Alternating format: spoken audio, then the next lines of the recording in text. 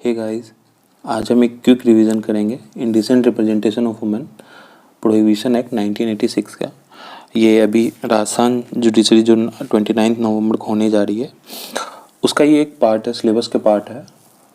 But ये बहुत छोटा एक्ट है और इसमें ये मैं कह सकता हूँ कि आप इसमें 100% मार्क्स उठा सकते हो। इसको 2 मार्क्स के ये सब्जेक्ट वेटेज रखता है, लेकिन मैं ये कह सकता हूँ कि आप 2 आउट ऑफ 2 स्कोर कर सकते हो। ठीक है, तो चलो अब मैं प्रांजल एक क्विक रिवीजन करते हैं इसका। Indecent representation of women prohibition act 1986 के टाइटल से ही आपको समझ में आ जाएगा कि ये एक्ट बना क्या है, पर्पस क्या है, और इसका प्रीमिस को क्लियर करता है कि ये एक्ट बना क्यों है। ये आप ऐसे समझो कि इंडिसेंट रिप्रेजेंटेशन मीन्स होता है कि कोई भी अश्लील या अभद्र तरीके से किसी वुमन को रिप्रेजेंट करना, लगता है प्रिंट मीडिया, इलेक्ट्रॉनिक मीडिया, या फिर आप ऐसे भी थ्री डायमेंशन किसी भी तरीके से, ठीक है, जो कि उनके कैरेक्टर को, उनके इमेज को डिमिनिट करता है, लोअर करता है। ठीक है, चलो, मुझे लगता है इस एक्ट का ऑब्जेक्ट और पर्पस आप समझ गए होंगे। ठीक है, अब ये एक्ट 23 दिसंबर 1986 को आया। ठीक है, और जो इन्फोर्स हुआ 2 अक्टूबर 1987 को। आप ऐसे याद रख सकते हो, गांधी जयंती के दिन में। सेक्शन फर्स्ट बोलता है short title, extend and commencement. इसमें यही है कि इस एक्ट को indecent representation of women prohibition act 1986 बोला जाएगा। ठीक है, अब इसमें और कुछ नहीं, सेक्शन सेकंड डेफिनेशन क्लॉज पे हम लोग चलते हैं। इस सेक्शन 2 सब क्लॉज है एडवर्टाइजमेंट। एडवर्टाइजमेंट का मतलब क्या है? इंक्लूड नोटिस, सर्कुलर, लेबल, किसी भी तरीके से कोई भी विजिबल मीन्स ऑफ रिप्रेजेंटेशन हो सकता है। वो it may be other sound, light, 3D, anything. ठीक है, एडवर्टाइजमेंट हुआ। B distribution, to be distribution बोलता है। इसमें क्या आता है कि इंक्लूड डिस्ट्रीब्यूशन बाय ओ सैंपल। अब सैंपल कैसे होगा? फ्री या अदरवाइज किसी भी तरीके से हो सकता है। ठीक है, अब आते हैं 2C indecent representation of women का डेफिनेशन। इसमें क्या आता है कि डिसेप्शन इन एनी मैनर, किसी भी तरीके से उसको डिसेप्ट करते हो। ठीक है, क्या चीज़? Figure of woman, body parts और एनीथिंग। ठीक है, जो कि डिग्रेड करता है, इंज्योर करता है, डेरोगेट करता है। ठीक है, और द पब्लिक मोरालिटी और द मॉरल्स। राइट, अब indecent representation of women prohibition act 1986 ये आया 23 दिसंबर 1986 को। इन्फोर्स हुआ 2 अक्टूबर 1987 को। ठीक है, आप याद रख सकते हो गांधी जयंती के तौर पे। ठीक है, अब फर्स्ट सेक्शन बोलता है शॉर्ट टाइटल एंड एक्सटेंट इस एक्ट का। इस एक्ट को indecent representation of women prohibition act 1986 बोलेंगे। ठीक है, वो एक्सटेंड करेगा होल ऑफ द इंडिया। ठीक है, डिफिनीशन क्लॉज। अब डिफिनीशन क्लॉज 2 सेक्शन 2 डील्स करता है डिफिनीशन क्लॉज 2A। एडवर्टाइजमेंट बोलता है, एडवर्टाइजमेंट किस तरह से हो सकता है? किसी भी तरीके से, नोटिस, सर्कुलर, लेबल, एनी में।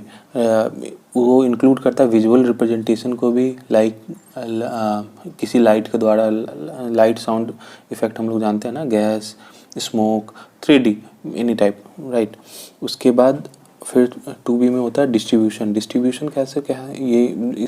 अंडर दिस एक्ट डिस्ट्रीब्यूशन बोलता है डिस्ट्रीब्यूशन बाय ऑफ सैंपल, या तो फ्री हो या अदरवाइज हो। ठीक है, 2C ये मोस्ट इम्पॉर्टेंट है। 2C indecent representation of women. इसमें कहता है कि किसी भी तरीके से आप वुमेन को डिसेप्ट करते हो इन एनी मैनर। ठीक है, figure of a women, her form of body और एनीथिंग। ठीक है, जिससे वो डेरोगेट होता है, डिमिनिश होता है, लाइकली टू डिप्रेव, करप्ट और इंज्योर उनकी इमेज को। ठीक है, अब सेक्शन 3 ऑफ दिस एक्ट बताता है प्रोहिबिशन ऑफ एडवर्टाइजमेंट। ठीक है, इसमें आप यही कहता है कि आप पब्लिश नहीं करोगे, काउज टू पब्लिश, अरेंज और टेक प्लेस, किसी भी तरीके से आप इन्वॉल्व नहीं होगे एडवर्टाइजमेंट में। सेक्शन 3 और सेक्शन 4 आपको काफ़ी सिमिलर लगेगा, लेकिन आप वर्डिंग पे जाओगे तो ये सेक्शन 4 बोलता है prohibition of publication or sending by post of book, pamphlets, etc। ठीक है, इसमें यही है कि कोई भी person produce, causes to produce, sell, hire, distribute, send, post, anything कुछ नहीं कर सकता किसी। अब ये जो इंडिसेंट रिप्रेजेंटेशन है वुमेन का, वो किसी भी द्वारा हो सकता है, book, pamphlets, paper, slide, film, writing, anything. तो ये सारे कुछ इसमें इंक्लूड होते हैं, ठीक है। इसके कुछ कुछ एक्सेप्शंस हैं, जैसे कि अगर, ठीक है, ये बुक, पैम्पलेट जो भी जिस पे छपा हुआ है, ठीक है, वो अगर for the purpose of education हो रहा है, ठीक है, जो कि जस्टिफाइड है in the interest of science, art, literature, etc, या फिर वो किसी भी बोनाफाइड रिलीजियस पर्पस के लिए यूज़ हो रहा है, तो भी वो एक एक्सेप्शन है उसके अंदर, ठीक है। अब एक और उसके सब क्लॉज भी है, एक्सेप्शन का ही है, इसमें बोलता है कि represent sculpture, engraved, printing, otherwise अगर ऐसा कोई एंशियंट मोनूमेंट है, ठीक है, या कोई एक टेम्पल है जिसके अंदर ये सब है, तो वो सब भी एक्सेप्शन में आते हैं। या फिर पार्ट 2 ऑफ सिनेमोग्राफिक एक्ट 1952 के अंदर जो हैं आते हैं, वो भी एप्लीकेबल होगा। सेक्शन 5 बताता है power to enter and search.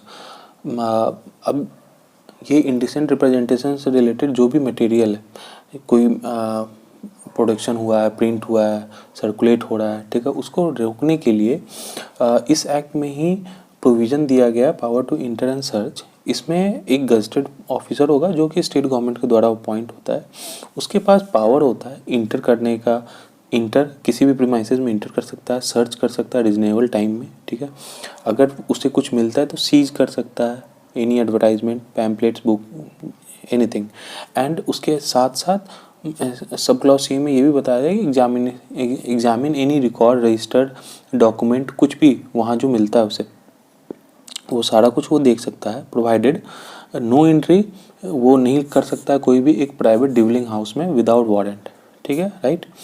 अब ये जो सर्च और सीजर होगा ये कैसे करेगा, तो ये CRPC के अंदर प्रोविज़न है सेक्शन 94 उसके उसको फॉलो करेगा, ठीक है। अब सेक्शन 6 बोलता है पेनाल्टी। पेनाल्टी क्या बोलता है, कोई भी पर्सन जो कॉन्ट्राविन करता है सेक्शन 3 और 4 को, वो पनिशेबल होगा अगर वो पहली दफ़ा करता है, ठीक है, तो वो आइदर डिस्क्रिप्शन या तो 2 साल तक या फिर फाइन, और जो कि फ़ाइन होगा 2000, उस समय 2000 तक। और अगर वो दोबारा से करता है, दोबारा से पकड़ाता है, कन्विक्ट होता है, तो यहाँ पे कम से कम उसे 6 मंथ की सज़ा मिलेगी, या जो कि एक्सटेंड हो सकता है 5 ईयर के लिए, ठीक है। और इसमें फ़ाइन का अमाउंट भी बढ़ जाता है कि मिनिमम 10,000 रुपीज़ उसे फ़ाइन होगा, और जो कि एक्सटेंड हो सकता है 1 लाख तक, ठीक है। अब सेक्शन 7 ऑफेंस बाय कंपनीज, अगर कोई कंपनी यही ऑफेंस करती है, ये तो सेक्शन 6 जो डील कर रहा था वो पेनाल्टीज रिलेटेड टू इंडिविजुअल्स, 7 कर रहा है ऑफेंस रिलेटेड टू कंपनी। तो इस यहाँ पे जो भी ऑफिस इंचार्ज ऑफ कंपनी हो, जो डे टू डे ऑपरेशन करता है, जो भी executives day to day operation of a company के लिए रिस्पॉन्सिबल है, वो एज वेल एज कंपनी दोनों ही लायबल होगा, अनलेस कि वो ये साबित कर दें कि they have taken proper caution due diligence, और इसमें उनका इन्वॉल्वमेंट नहीं है, ठीक है, ओके। सेक्शन 8 बताता है, ये भी एक अच्छा इंपॉर्टेंट सेक्शन है। सेक्शन 8 बताता है कि क्या जो भी ऑफेंस है इस एक्ट के अंदर, ठीक है, तो उसका नेचर क्या होगा, तो इसका नेचर बेलेबल होगा। एंड सब क्लॉज 2 बोलता है कि ऑफेंस जो कि पनिशेबल है इसके अंदर, वो कॉग्निजेबल भी होगा। बेलेबल मतलब person accused have a right to bail, and cognizable it means a police officer can arrest without warrant, right। ठीक है, आगे चलते हैं।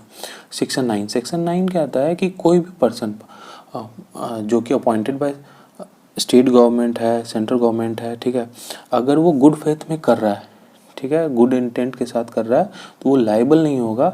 कल हो के कुछ भी ऐसा एक्ट होता है जो कि question type of question arise होता है, ठीक है। अब सेक्शन 10 लास्ट सेक्शन है, ये बोलता है कि कोई भी रूल्स एंड रेगुलेशन है जो कि by notification in official gazette के थ्रू बनेगा, वो सेंट्रल गवर्नमेंट के पास ये पावर है कि रूल एंड रेगुलेशन बनाए इस एक्ट से रिलेटेड, ठीक है। ये टोटल 10 सेक्शन थे, ठीक है। मुझे लगता है बहुत जल्दी मैंने रिकैप किया है, और इससे ज़्यादा आपको इसमें जाने की ज़रूरत नहीं है। It is more than enough.